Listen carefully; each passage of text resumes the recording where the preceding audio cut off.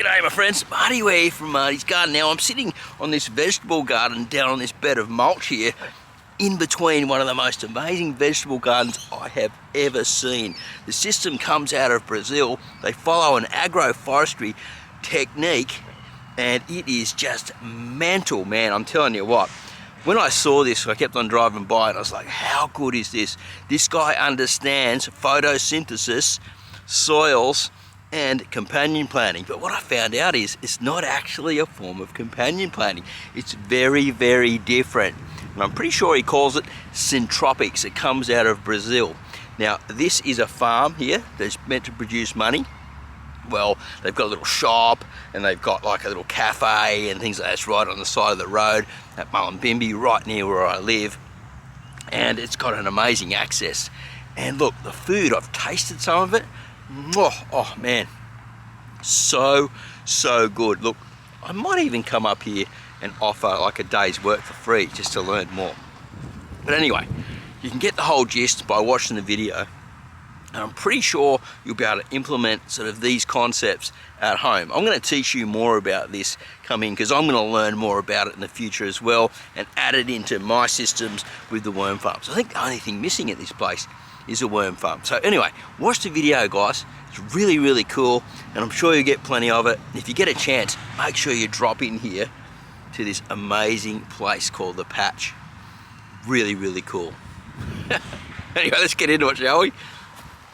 So one of the things that really impressed me about this farm is the colours of everything. It's just so healthy and alive.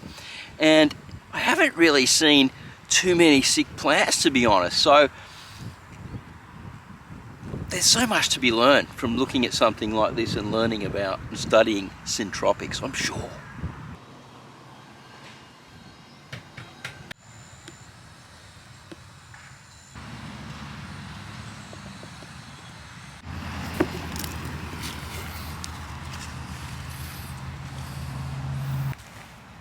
You would think that by planting all out like this, the plants would all be competing together, but it's actually the opposite. They're all helping each other in harmony grow together.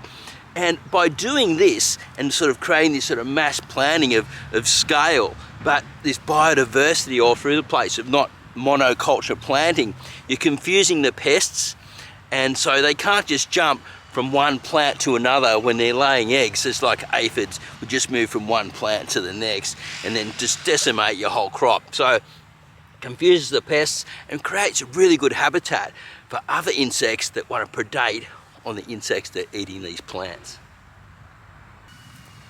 An example is this curly kale here. Now, if you know what type of kale it is, let me know in the comments box down below. Like, wow. Man, I'm sure this stuff is so nutritious. I just want to actually like grab a whole few leaves and take it home, but that would be a bit naughty, wouldn't it? And this red cabbage, man. Oh, I found a cabbage moth. There he goes. I'll have to kill that, but I can't really see any more. Looks so good. Look at the size of it to my head. Ew. Sick.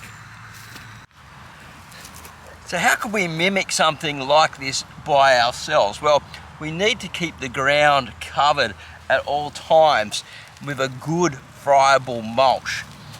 And you can see just under the mulch it's wet, and so the moisture's getting down, they're creating a humus zone, all the bacteria and the fungi and everything is just alive. You know, the worm populations would just be mental under here.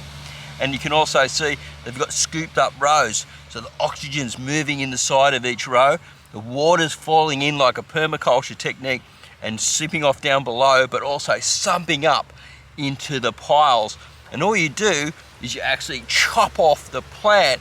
You don't pull the whole thing out like I've been teaching for years and let that biomass die down below and become more living matter or more dead matter for the organics and everything to thrive and survive.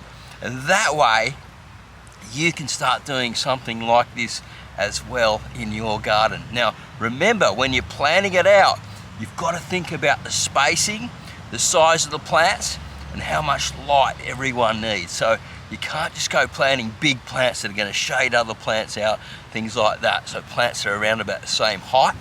As you build them out, you can grow, and then, man, look, there's so much to learn here. What I'm going to do is we're going to switch over. You're going to listen to the head gardener here. Man, this guy, he's got it rocking, and hopefully we're going to come back and keep filming here again. So let's get into that part of the video and see what he's got to say. All right, let's go. Oh, I just wanted to mention before we get stuck into the video, the head gardener here, his name is Rodrigo, and the owner and manager, her name is Karen, and this is all run by the handy help of people with disabilities. So when you're dropping in here, you're helping them to have jobs, and you're also helping the local economy here to grow and scale with a healthy food that's just going to keep on giving life to you and the community. I think this type of farming has a massive future, and I will be talking about it in videos coming up. But anyway, let's get into it. Let's have a chat with Rodrigo. I really like his Brazilian accent. It's awesome. And man, this is a real buzz being here. Let's go.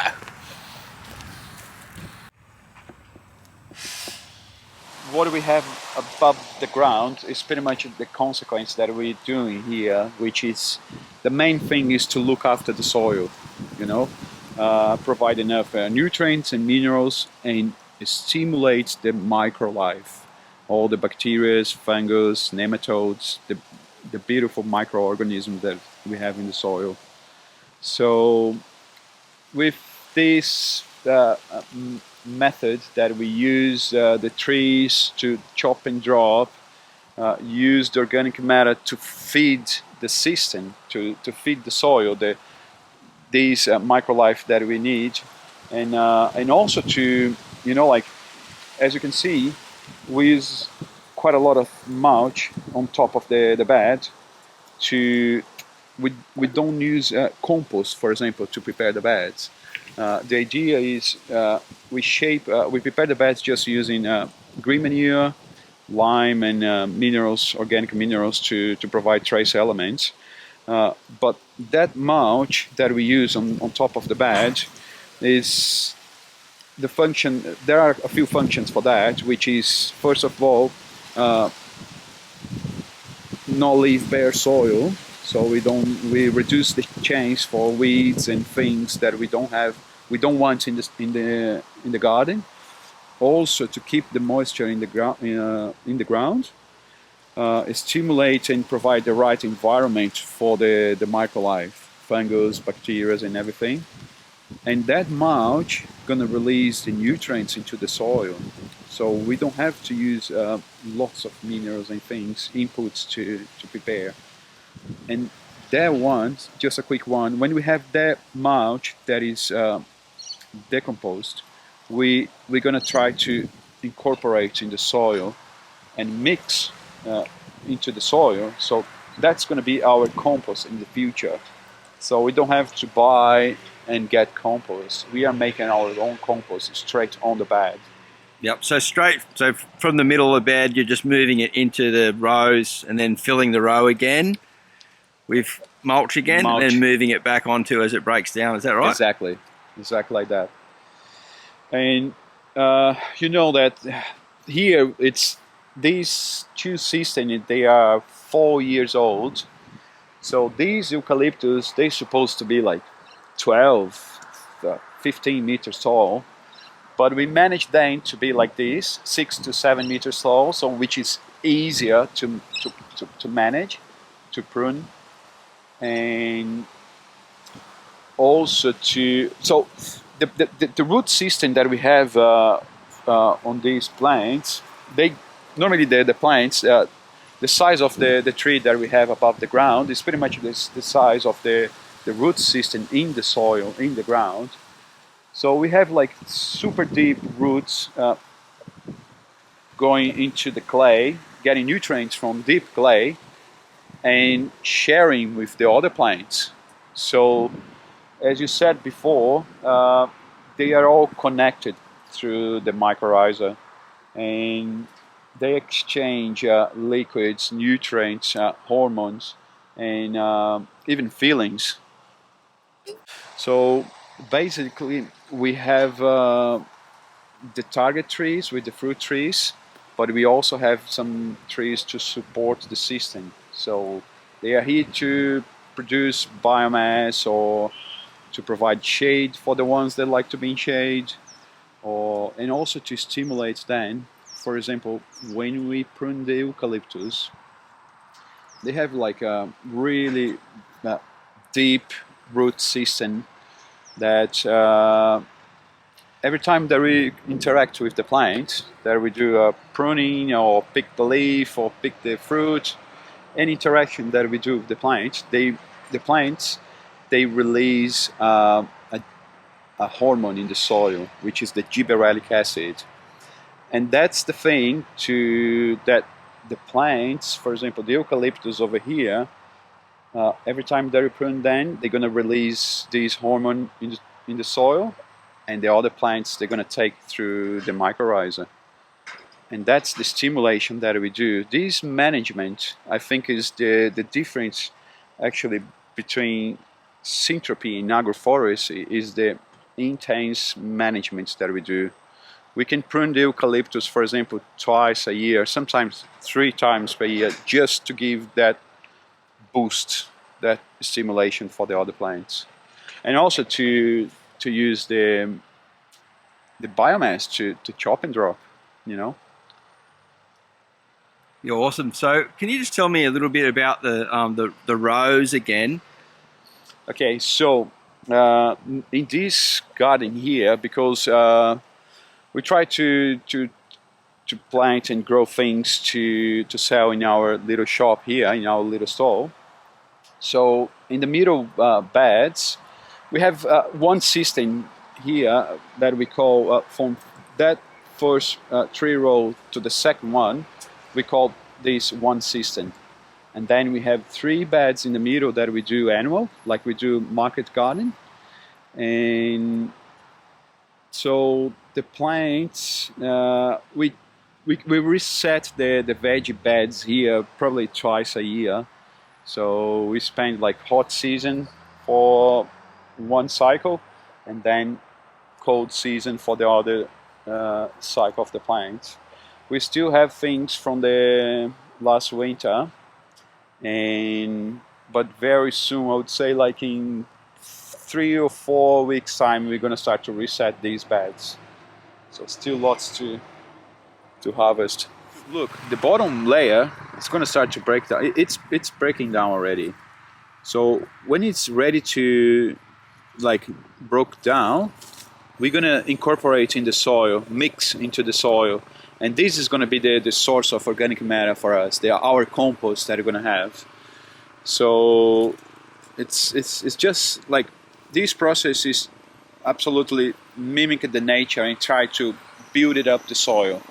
So today we are using probably, let's say, half cubic meter every 100 linear meters of beds, of veggie beds that we have here. And probably next year we're going to use about the same, but in 2 or 3 years time we're going to reduce the amounts, because we're going to have quite a lot of these organic matter back into the soil. So let's say like in 3 years time probably we're going to reduce 30% of the inputs that we have to put, and in 5 year times maybe we're going to do like reduce 60% of what we are putting now. So that's the idea. Try to mimic with nature. You know? So most of the farmers, they just look after for the main nutrients in the soil, which is nitrogen, phosphorus and potassium. But we also have other micronutrients, the trace elements that we also need to provide for the plants.